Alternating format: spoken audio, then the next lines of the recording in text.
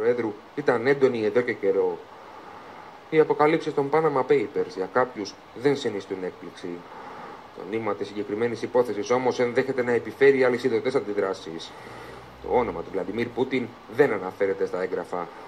Ωστόσο εμπλέκονται δύο πρόσωπα του στενού του περιβάλλοντος. Ο μουσικός Σεργέι Ροντιλγκίν γνώριζε τον Πούτιν από την εποχή της εφηβείας του στην Αγία Πετρούπολη. Ήταν εκείνος που τον σύστησε στην πρώην γυναίκα του Λουτμίλα και είναι νονός της κόρης του Μαρίας.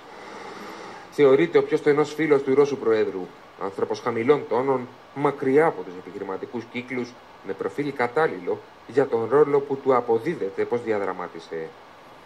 Ο έτερος φίλος του Προέδρου είναι ο Γιούρι Κοβαλτσούκ. Θεωρείται ο προσωπικός τραπεζίτης του Πούτιν. Είναι επικεφαλής της Ρώσιγια Μπάνκ με έδρα την Αγία Πετρούπολη. Αυτή φέρεται να διεύθυνε τις συναλλαγές με τις υπεράκτιες εταιρείες. Η τράπεζα φέρεται να συμβάλλει στην ίδρυση εξωχώριων εταιριών στο όνομα του Ροντιλγκίν. Σε συνολικά 7 τέτοιους offshore με έδρα τον Παναμά, τις Παρθένες νήσους και την Μπελίζ εμφανίζεται ο κουμπάρος του Ρώσου Προέδρου.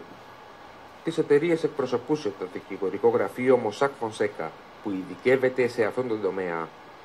Ήταν εκείνο που υπέγραφε τα δάνεια προς εταιρείες βιτρίνες. Τα χρήματα διοχετεύονταν μέσω της Ρωσικής Εμπορικής Τράπεζας στην Κύπρο. Στη συνέχεια επέστρεφαν σε εταιρείες. Ο κυριότερος αποδέκτης ήταν η Sandalwood Continental στις Παρθένες νήσους. Μεταξύ 2009 και 2012 έλαβε πάνω από $1 δισεκατομμύριο. Το 2011 δάνειο $10 εκατομμύριων χορηγήθηκε μέσω της Sandalwood σε ορεινό θέρετρο, όπου η κόρη του Πούτιν Κατερίνα παντρεύτηκε το 2013. Συνολικά περίπου $2 δισεκατομμύρια φέρεται να διοχετεύτηκαν εκτός Ρωσίας μέσω αυτού του δικτύου. Το Κρεμλίνο έκανε λόγο για ψέματα που στόχο έχουν την αποσταθεροποίηση της χώρας.